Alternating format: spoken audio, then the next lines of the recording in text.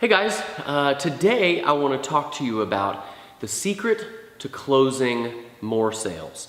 Actually, this video is going to be kind of a segue between sales and marketing. And so in the next video, we're really going to start talking about marketing. I think I just made up a word. We're going to start talking about marketing in the next video. But today, let's talk about the secret to closing more sales. And what I'm going to tell you might surprise you. Maybe what you're expecting to hear is some sort of special line that you can use to close more sales. And to be honest, it's actually simpler than that. The secret to closing more sales is simply getting the right product in front of the right person at the right time in their lives. And when you do that, you don't have to have special closing lines or hard closing sales tactics. The sale will happen on its own when you get the right product in front of the right person at the right time in their lives.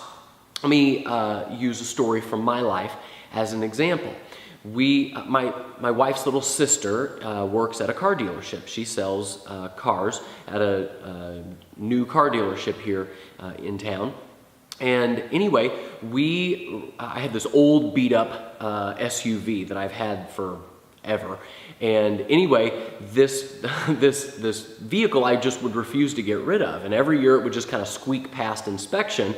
And I just, I'd get another year use out of it. Well, this year, that car would not pass inspection.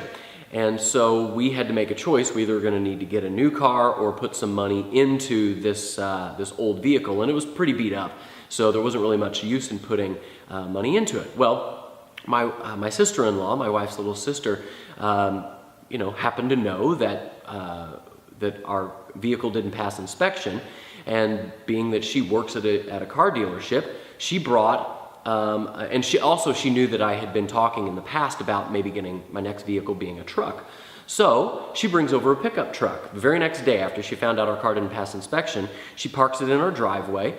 No hard close, no hard sales tactics. Of course, she's my sister-in-law. She just says, hey, I don't know if you're looking to buy something right away or not, but this truck showed up on our lot. It's got really low miles. The price is pretty good. Why don't you drive it a couple of days and see what you think? And so my wife and I drove it for a day or two, took it back in, and guess what we did? We bought a car, right? Or we bought a truck, I should say. Did my sister-in-law have to hard sell us? Did she have to use any special closing tactics? No, because she got the right product in front of the right person at the right time in their lives. And so you might be asking yourself, well, okay, how does that relate to my business? Well, it relates to every business, really. Because the only way to really market to people over time is to constantly have your product in front of them. Now, does that mean you always need to be selling? No, of course not, because they will tune you out if you're constantly selling to them. But if you yourself are in front of them constantly providing them valuable information, they will remember. Why do you think that so many companies will send out newsletters, right? The newsletter, it's not necessarily always selling them. It's telling them, what's going on in the life of the company, or maybe the life of the owners, or what type of promotions they might be having. But for the most part, it's an informational sales letter that's providing valuable content to the readers. And so the best way to be in front of your clients, or the best way to make sure that your product is in front of them at the right time in their lives. For example, for me, I'm a photographer. Not everybody needs my photography services at every moment in their life. If I go out and I chase people down like, hey, you should bring in your kid for pictures, they're gonna be like, well, I don't really need pictures of my kid. Or, we just had family pictures taken. But when it is time for them to get family pictures, or when their kid is a senior, I want to be sure that I'm the person that they think of in order to make that sale effortless. So what do? Well, this will be what we can start kind of talking about in the next couple of days. I build a list. I try to make sure that my product is in front of those people all the time. We have several displays up around our town. We have one in a local salon. We have one in the hospital. We have one at the mall.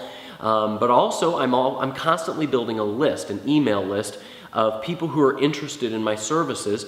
And we are marketing to those people by providing them valuable information in their inbox.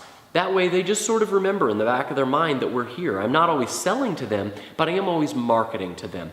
And so hopefully this will make a good transition, a good segue into the next series, the next portion of this series where we really start to talk about how to market your services, both online and offline strategies. And I'll see you tomorrow. Okay, thanks. Bye.